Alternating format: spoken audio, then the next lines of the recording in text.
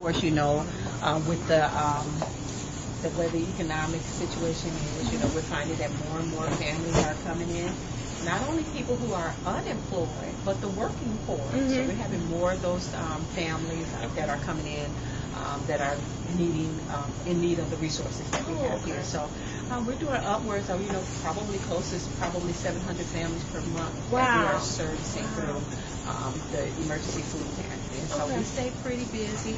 And that's why we need the volunteers that we have that really help us to do what we need to do. We try to always do these, make a pre-bag ahead of time. Okay. So that way, it doesn't take us that long to assist the family. Okay. When they come in. Yeah, and that's Frank's job. He does a great job at it. Okay. And so when they come in on their transfers, Dominique or whoever's in here is able to give them the bag, start here, and then we'll supplement it with some of the items that's off the shelf. Okay. If we have any meat items, we'll give them meat. If we have any veggies, we'll give them that. If we have extra food, we'll give them that as well. So that kind of helps us take some of the work out of that. Then they can get back on the transfer back home. So that's pretty much what we do.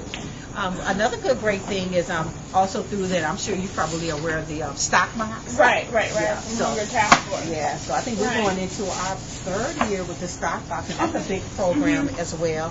I think the one thing that we may do different than some of the other organizations is we only offer our stock box in the early morning hours from 9 to 11. That way we can accommodate our seniors in a real swift way. Okay. We find that they can have there's parking available right in the front, so they don't have to walk down, quite a bit of ways away.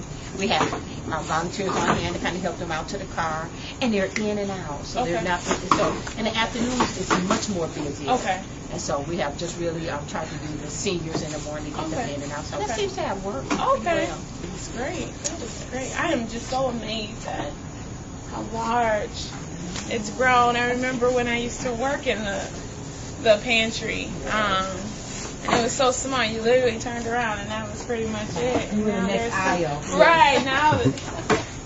Wow, this is amazing. This is amazing. So, what are the pantry hours? The pantry hours are Monday through Friday, 9 a.m. to noon, and 1 until 4. Okay. So we're one of the few pantries in Milwaukee that's open that has that amount of hours. Because some pantries are only open the second and third Thursday of each month, like that. But we're open Monday through Friday and from 9 until 4, except the lunch hour. So we really do, Wow, that's great. Yeah, that's great. Now, is it based on area code or zip code? It is. Like all the other pantries that are under the guidelines of the Hunger Task Force. We're one of the few pantries that has 3 zip codes. Our own, 53205, 53206, and 53233. Okay. And so those are the 3 zip codes. But also because we are Capuchin ministry, those individuals that do not fall under the guidelines that we have to cover with the Hunger Task Force, we do have food that come in from parishes, from businesses, from schools, things that we purchase ourselves from Feeding America. Then we have access to give those food items to others who maybe are out of the area. If they just, maybe they have already been served in the pantry and they find that they still need something. We don't want anyone to go without food. Right. So that's the wonderful thing about having some extra items on hand.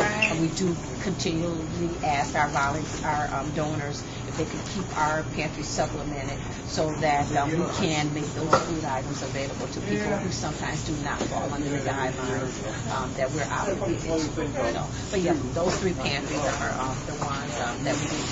Oh, okay.